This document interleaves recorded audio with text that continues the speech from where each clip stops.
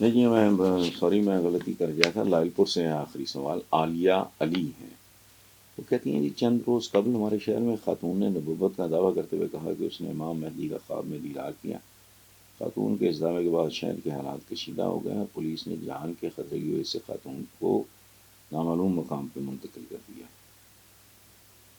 تو پولیس ختم نبوت اور امام مہدی کے ظہور کے حوالے سے مجھ جیسے عام لوگوں کی غلط فہمی دور کرنے دیکھیں. پہلی بات تو یہ ہے، مجھے نہیں پتا آپ کا ایج گروپ کیا ہے. تو عالیہ بی بی نبوت کا دعویٰ وہ تو تب سے ہی شروع ہوئے ہیں، اور پھر وہ بھی ایک خاتون. تو کامن سینس کی بات ہے، she is abnormal, she is not normal. پاگل قابل معافی ہوتا ہے. آپ بتائیں مجھے، اگر کوئی پاگل پتھر اٹھا کے مار دے، میرا سر پھٹ جائے، تو میں اس کو مارنے بیٹھ جاؤں گا یا میں جواب میں اس کا سر پھاڑوں؟ نہیں. میرے ساتھ اگر کوئی ملازم ہوں گے، وہ گانڈ ہوگا، میری مرم پٹی کراؤ، اس کا پتہ کرو اس کا کوئی آگا پیچھا ہے نہیں، ورنہ اس کو کسی محفوظ جگہ پہ اس کا کوئی ٹریٹمنٹ کا کوئی، اگر میں کر سکتا ہوں تو کروں گا. تو ہم چونکہ جذباتی لوگ ہیں، سوچتے وہ کچھ نہیں، اور کرتوت ہمارے گندے، پتہ نہیں وہ احساس جرم ہوتا ہے کہ فوراً دوسروں پہ چڑھائی کر دیتے ہیں، اپنے اوقات اپنے کرتوت. ہم کتنا دین کو پریکٹس کرتے ہیں. تو اگر ایک خاتون ہوتے ہوئے مرد کرے تو وہ بھی پاگل ہے، ایب نارمل ہے، وہ ہلا ہوا ہے. مسلمان کا تصور ہی کوئی نہیں ہے. باقی رہ گیا ختم نبوت، تو وہ تو بچہ بچہ جانتا ہے، اس پہ میں کیا بات کروں. حضور کے بارے میں ایک شعر سنیں،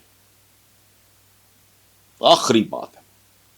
رخ مصطفیٰ ہے وہ آئینہ کہ اب ایسا دوسرا آئینہ، نہ نگاہ آئینہ ساز میں، نہ دکان آئینہ ساز میں. ہم جیسا تو واقعی کوئی ہے. میں دوستوں کو بعض اوقات اپنے بچوں کو سمجھانے کے لیے میں بات کرتا ہوں کہ اگر میں ہندو گھرانے میں پیدا ہوتا نا، سکھوں کے گھر میں جو مسلمانوں کے حالات ہیں، جو ان کے کرتوت ہیں، میں اسلام قبول نہ کرتا، لیکن عشق میں ایک بندے سے کرتا، اور وہ حضور ہے ہی نہیں. کائنات ریکارڈڈ ہسٹری اٹھا کے دیکھ لی، پاؤں کی خاک کوئی نہیں. اپنے لاڈلے ترین چچا تو دوست زیادہ تھے، چونکہ ایج ڈفرنس نہیں تھا امیر حمزہ میں، حضرت امیر حمزہ میں اور آپ میں ایج ڈفرنس چند مہینے کا تھا، چونکہ دونوں کے والد ان کی براتیں اکٹھی کی تھیں.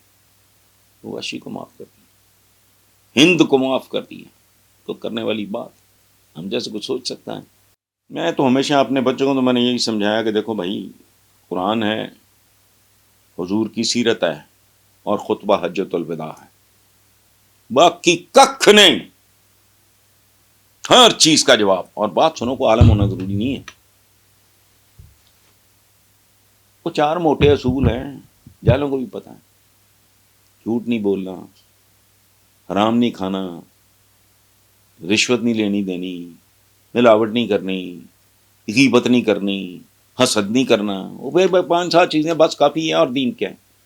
اور اللہ ایک ہے، اور حضور آخری پیغمبر ہیں. یہ کوئی عالم ہونا تو کوئی ضروری نہیں، نہ عالموں کی ضرورت ہے.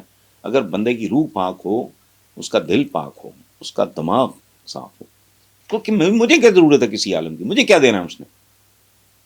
میرا تو ایشو نہیں ہے کہ جی وہ شلوار کہاں ہوگی، یہ کیا ہے، یہ تو میرا ایشو نہیں. عورت نے نیل پینٹ لگایا ہے تو اس کا وضو ہوگا نہیں ہوگا، یہ کیا ہے؟ قطن نہیں. مجھے تو نہیں، میرا کوئی مسئلہ نہیں ہے، مجھے نہیں چاہیے. I have enough common sense. میرا دین، قرآن پاک، حضور کی سیرت، بھری پڑی ہیں کتابیں میرے اس لائبریری میں، بڑی 100-150 کتاب سیرت، اور خطبہ حجۃ الوداع. بس یہ بھی نہ ہو تو 4 ارشادات ہی کافی ہیں. یہ عقل نہیں آتی کہ مسلمان ایک جسم کی طرح ہیں، جس کے ایک عضو کو تکلیف پہنچے گی، سارا جسم درد میں ہم کیا ہم کرتے ہیں یہ؟ اس میں کون سی راکٹ سائنس ہے؟ عقل چاہیے. مجھے تو نہیں کوئی عالم، مجھے نہیں زندگی میں کبھی محسوس ہوا. ہاں کوئی لفظ ہے قرآن پاک کا یا عربی کا، ہاشم کا کیا مطلب ہے. میرے بیٹے کا نام ایک کا حاتم ہے، ایک کا ہاشم ہے، تو اچھا ہاشم سے ہے جی، ہاشم اس طرح کوئی ترجمہ اور جمع کو ادروائز عالم نے مجھے کیا دینا کنفیوز کرنے کے علاوہ. یہ 4 بیسک پرنسپلز ہیں. عورت کا احترام ہے، کمزور کے لیے شفقت ہے، معافی ہے، درگزر ہے، شیئرنگ ہے. یہ تک ماں باقی کیا ہے. بارہ. Thank you very much.